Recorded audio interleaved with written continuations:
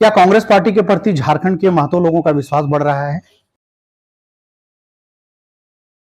या फिर झारखंड में कांग्रेस का महत्वकरण हो रहा है? अब आप सोच रहे होंगे कि हम ऐसी बातें क्यों कर रहे हैं, तो ये जानने के लिए आपको ये पूरा वीडियो देखना पड़ेगा। साथियों, अगर हम बात करें तो पिछले कुछ दिनों झारखंड में कई बड़े पॉलिटिकल अपडेट हुए हैं। सबसे पहले अगर बात करें तो कांग्रेस ने जेएमएम के दिग्गज नेता रहे टेकलाल महतो के बेटे मौजूदा मांडू के विधायक जयप्रकाश भाई पटेल को अपने खेमे में कर लिया और उन्हें हजारीबाग का इंडिया गठबंधन की तरफ से प्रत्याशी भी घोषित कर दिया। रामटहल चौधरी जो कांग्रेस में शामिल हो चुके हैं। रामटहल चौधरी जो रांची के 5 बार के सांसद और कांके विधानसभा के 2 बार के विधायक रह चुके हैं। दोनों ही नेताओं की गिनती झारखंड के बड़े कुर्मी नेताओं में होती है। जयप्रकाश भाई पटेल की अगर हम बात करें तो वो मांडू के मौजूदा विधायक है और हजारीबाग और रामगढ़ के इलाकों में उनकी अच्छी खासी पैठ मानी जाती है। स्वर्गीय टेकलाल महतो जो कई बार मांडू के विधायक और गिरिडीह के सांसद रह चुके हैं, एक तबका उनको आज भी मानता है। जयप्रकाश भाई पटेल के बारे में कहा जाता है कि जयप्रकाश पटेल जब जेएमएम छोड़कर बीजेपी में गए और बीजेपी छोड़कर कांग्रेस में आए तब भी उनके गले से हरा पट्टा नहीं उतरा, और हरा पट्टा कहा जाता है कि टेकलाल महतो की निशानी है। जो लोग टेकलाल महतो को जानते हैं वो जानते हैं कि टेकलाल महतो हमेशा अपने गले पर एक हरा पट्टा रखे रहते थे, जो कि एक तरह से कहा जाता है कि जेएमएम क्या जो झंडा है उसका प्रतीक है, और उसी पद चिन्हों पर चलते हुए जयप्रकाश भाई पटेल भी आगे बढ़ रहे हैं।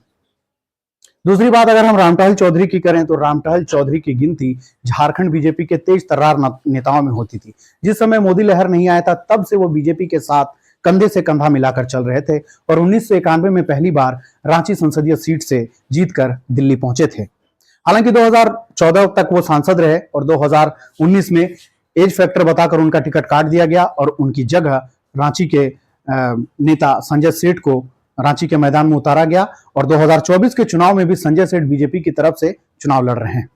अब हम इसलिए कह रहे हैं कि कांग्रेस का झारखंड में महत्वकरण इसलिए हो रहा है।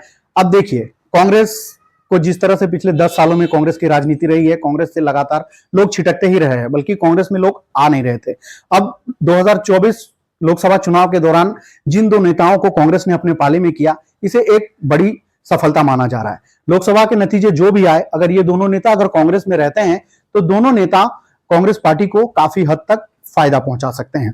अगर हम रांची की बात करें तो रांची संसदीय सीट के अंतर्गत कई ऐसी विधानसभा क्षेत्र आते हैं जहां महतो और कुर्मी समुदाय की बहुलता है, और कहा जाता है कि रामटहल चौधरी के आने पर ये पूरा का पूरा तबका रामटहल चौधरी के साथ साथ कांग्रेस की तरफ शिफ्ट हो सकता है।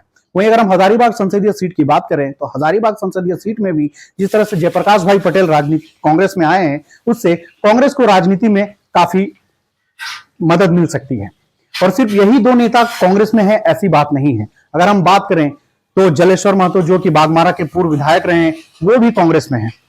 केशव महतो कमलेश जो सिल्ली के पूर्व विधायक रहे वो भी फिलहाल कांग्रेस में है। इसके अलावा ममता देवी जो रामगढ़ की पूर्व विधायक रही थी वो भी कांग्रेस के टिकट पर जीतकर विधायक बनी थी। उनके पति बजरंग महतो भी कांग्रेस में सक्रिय हैं। इसके साथ साथ कई विधानसभा और प्रखंड स्तरीय कार्यकर्ता और नेता हैं जो लगातार कांग्रेस के लिए काम कर रहे हैं। दोस्तों, हमारा मकसद ये नहीं था कि कांग्रेस का कुर्मीकरण हो रहा है इसलिए हम ये वीडियो बना रहे हैं। दरअसल हम बात इसलिए कर रहे हैं कि झारखंड में जिस तरह से इस जाति की बहुलता है, और झारखंड में पहले से जब से राज्य अलग हुआ है उससे पहले से कई ऐसे नेता रहे हैं जो कांग्रेस और अन्य दलों के लिए काम करते रहे हैं, लेकिन बावजूद इसके समुदाय को वो इज्जत या कहें कि वो प्रतिनिधित्व नहीं मिला जो मिलना चाहिए था।